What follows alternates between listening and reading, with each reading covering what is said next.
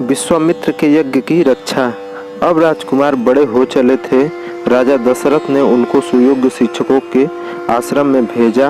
राजकुमारों ने थोड़े ही समय में वेद, शास्त्र, पुराण और राजनीतिक प्राप्त कर ली। धनु विद्या और धनुर्वेद में तो वो कुशल हो गए। वीरता तो उनके रक्त में ही थी। चारों भाई अब सब विद्याओं में निपुण और पराक्रमी थे। उनमें राम सर्वोपरि थे। बल विक्रम के साथ उनमें शील, विनय आदि गुण भी थे। अपने पुत्रों के रूप, गुण और शील स्वभाव को देखकर माता पिता हर्ष से फूले नहीं समाते थे। राजकुमारों के युवा होने पर राजा को उनके विवाह की चिंता हुई। वे इस विषय में एक दिन मंत्रियों और पुरोहित से बातचीत कर ही रहे थे कि द्वारपाल ने समाचार दिया, महाराज महर्षि विश्वामित्र पधारे हैं। सुनते ही राजा दशरथ सिंहासन छोड़कर उनके स्वागत के लिए आगे बढ़े। राजा ने मुनि को सादर प्रणाम किया, उन्हें उचित आसन पर बैठाया और सेवा सत्कार से संतुष्ट किया। इसके बाद राजा दशरथ हाथ जोड़कर बोले, भगवान आपके पधारने से हमारी नगरी धन्य हुई। अब आज्ञा करे कि क्या सेवा करूं? विश्वामित्र प्रसन्न होकर बोले, राजन विशेष कार्यवश ही आपके पास आया हूँ। हमारे यज्ञ में राक्षस विघ्न डाल रहे हैं। राक्षस राज रावण के 2 अनुचर मरीच और सुबाहु हमें यज्ञ नहीं करने देते। यज्ञ की रक्षा के लिए हम आपके वीर पुत्र राम को मांगने आए हैं। मेरे साथ उन्हें भेज दीजिए। आप डरे नहीं, राम की भी इसमें भलाई है। मैं आज ही लौट जाना चाहता हूँ। इतना सुनते ही राजा के प्राण सूख गए। वे गिड़गिड़ाकर विश्वामित्र से बोले, ऋषिराज यह आपने कैसी बात कह दी? रावण के सामने तो देवता, दानव, गंधर्व कोई खड़ा भी नहीं हो सकता। उससे बैर लेना हंसी खेल नहीं। मेरा राम तो अभी बालक है। मैं अपनी सेना लेकर आपके साथ चलता हूँ और आपके यज्ञ की रक्षा करूँगा। मेरे प्राण प्यारे राम पर कृपा कीजिए। बुढ़ापे में पुत्र वियोग से मुझे दुखी न कीजिए। इतना कहकर राजा विश्वामित्र के चरणों पर गिर पड़े। विश्वामित्र रुष्ट होकर बोले, राजन आपका आचरण तो रघुवंशियों जैसा नहीं है। लो मैं जाता हूँ। तब राजगुरु वशिष्ठ ने राजा को समझाया, महर्षि विश्वामित्र सिद्ध पुरुष हैं, तपस्वी हैं और अनेक गुप्त विद्याओं के पंडित हैं। वे कुछ सोच समझ के ही आपके पास आए हैं। राम को जाने दें, कोई इनका बाल भी बांका न कर सकेगा। तब राजा दशरथ ने राम को विश्वामित्र के हाथ सौंप दिया। लक्ष्मण भी बड़े भाई के साथ चल दिए। विश्वामित्र के पीछे पीछे धनुष बाण लिए दोनों भाई सरयू के किनारे जा रहे थे। जब वे 3 कोस दूर निकल गए तब विश्वामित्र ने कहा, तुम दोनों भाई नदी में स्नान करके मेरे पास आओ। मैं तुम्हें बला अति बला नाम की गुप्त विद्याएं सिखाना चाहता हूँ। इन विद्याओं के मिलने पर तुम्हारा आत्मबल बढ़ जाएगा और असुरी शक्तियों से तुम्हारी सुरक्षा रहेगी। दोनों भाइयों ने ऋषि की आज्ञा का पालन किया। विद्याओं के ग्रहण करते ही उनमें नवीन स्फूर्ति आ गई।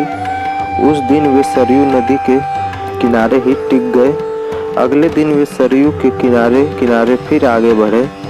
सरयू और गंगा के संगम पर उन्होंने गंगा पार की। अब वे एक भयानक वन में पहुँचे। जहाँ तहाँ हाथी, सिंह, सूअर दिखाई पड़ने लगे। हिंसक पशुओं की आवाज़ों से वन गूंज रहा था। महर्षि विश्वामित्र ने बताया, यहाँ से 2 कोस की दूरी पर ताड़का रहती है। वह बड़ी बलवती, भयानक और दुष्टा है। उसने अपने पुत्र मारीच की सहायता से यहाँ के जनपदों को उजाड़ दिया है। अब तो यहाँ भयानक वन ही तुम देख रहे हो। आज तुम्हें उसका संहार करना है। स्त्री समझकर उसे छोड़ना ठीक न होगा। श्री राम ने उत्तर दिया, मैं आपकी आज्ञा का अवश्य पालन करूँगा। यह कहकर उन्होंने धनुष की डोरी खींचकर छोड़ दी। उसकी टंकार से दिशाएं गूंज उठी। महाराक्षसी ताड़िका भी उसे सुनकर एक बार घबरा गई, फिर गरजती हुई दौड़ी। राम के पास पहुंचकर उसने धूल धूल का बादल उड़ाया और वह पत्थरों की वर्षा करने लगी। राम ने उसे बाणों से घायल कर दिया। तब ताड़का अपनी लंबी बाहें फैलाकर राम पर झपटी। वह अदृश्य होकर फिर पत्थर बरसाने लगी। राम ने उसे चारों ओर से बाणों से घेर लिया। फिर उसके हृदय में उन्होंने ऐसा तीक्ष्ण बाण मारा कि वह हरहरा कर गिर पड़ी। विश्वामित्र ने राम को गले से लगा लिया।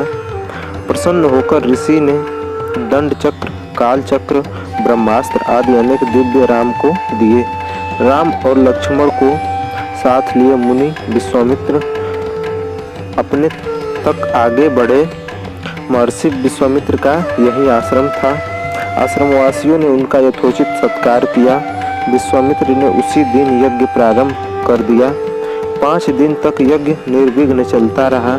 6ठे दिन आकाश में घोर गर्जना सुनाई पड़ी। देखते देखते काले बादल जैसे 2 विशालकाय राक्षस वहां आ पहुंचे। इनमें से एक ताड़का का पुत्र मारीच था और दूसरा उनका साथी सुबाहु था। इन राक्षसों के पीछे बहुत बड़ी सेना भी थी। श्री राम ने मारीच पर मानव शास्त्र चलाया। उसके आघात से वह मूर्छित हो गया और बहुत दूर समुद्र के पास जा गिरा। जब उसे होश आया तो वह दक्षिण की ओर भाग गया। सुबाहु को श्री राम ने आग्नेयास्त्र से मार डाला और सारी राक्षस सेना का वायव्यास्त्र से संहार कर दिया।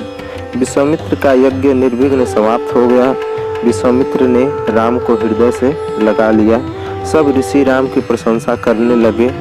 श्री राम ने हाथ जोड़कर पूछा, अब हमारे लिए क्या आज्ञा है?